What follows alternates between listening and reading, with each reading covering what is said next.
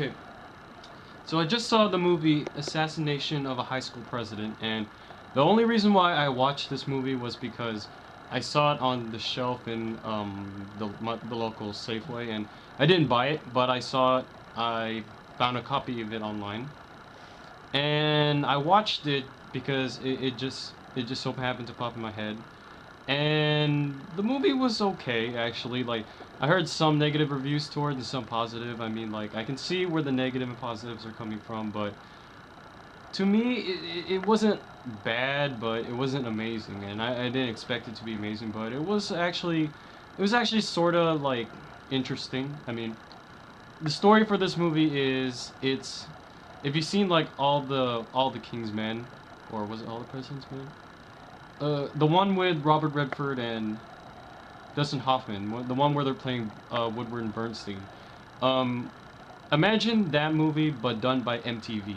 Like, that's what you get with this movie. This is basically a journalism movie where we have the main character whose name is Bobby Funk. He's played by some no-name actor, and he he's going around trying to, like, figure out the story. Like, originally he's given the story that he has to cover the high school president, who turns out to be a jerk.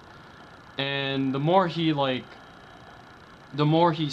interviewing this guy, he goes into this other case where the SAT scores were stolen, and then that's actually the main plot in the movie, where it keeps building up. Like, the further he goes down the story, the more corruptness he sees in, like, the student body. So yeah, it's basically the MTV version of was pretty sure it was All the President's Men.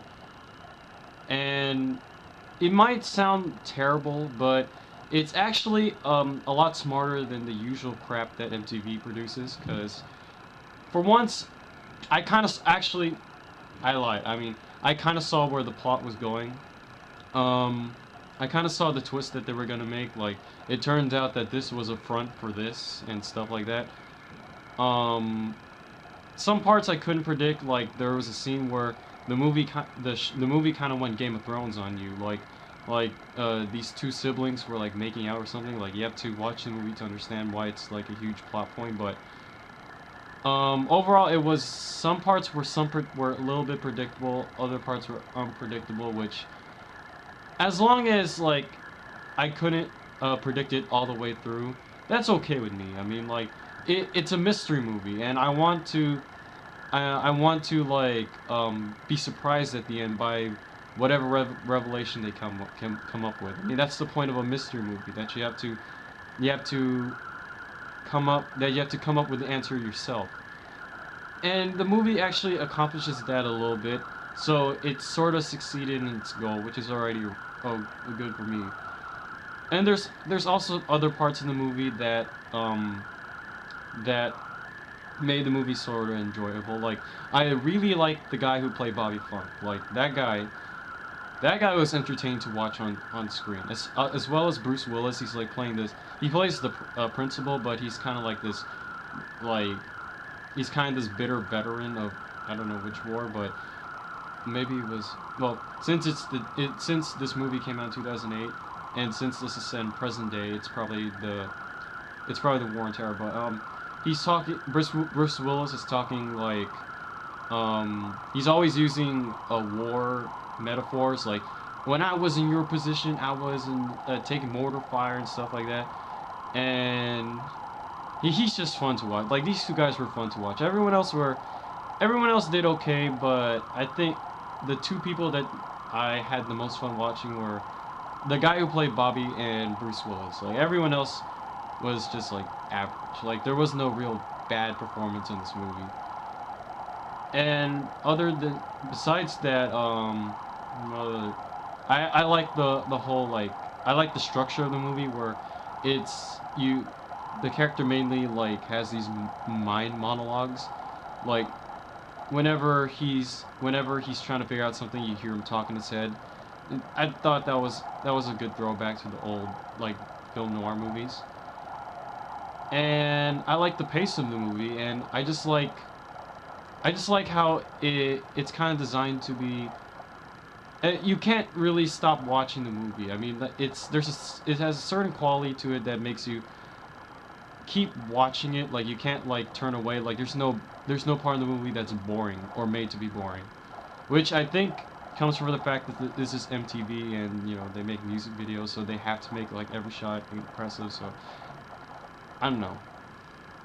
Now it seems like I'm overly praising this movie. There are bad points in this. Like I didn't really like the soundtrack. I mean, the soundtrack kind of killed it, especially the part where there's a scene where the ousted president he opens fire on a group of students with like a paintball gun, and there's like this sad music going on. And this is supposed to be like intense because you see Bobby like running upstairs, like trying to stop the shooting, but it kind of killed it. The music kind of killed the scene. And also, I kind of didn't like Misha Barnes' acting, or her character in general, because how she acted, it was really obvious that she was going to be the villain. Like, as soon as I saw her and she started talking, I immediately thought she's gonna be part of the villain team the whole time. I also didn't like, what else? I said the soundtrack, Misha Barton. I didn't really like. I like the mystery, but I didn't like how overhyped it is. Like it just seems a little too unrealistic. And the ending was kind of predictable, where he got the bad guys to confess because he taped the PA thing on.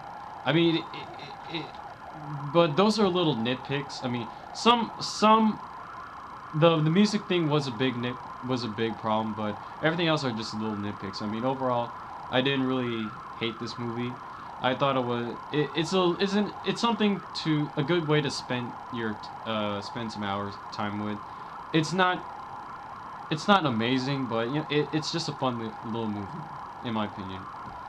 So yeah, I kind of recommend it if you're just looking for a movie to waste your time with.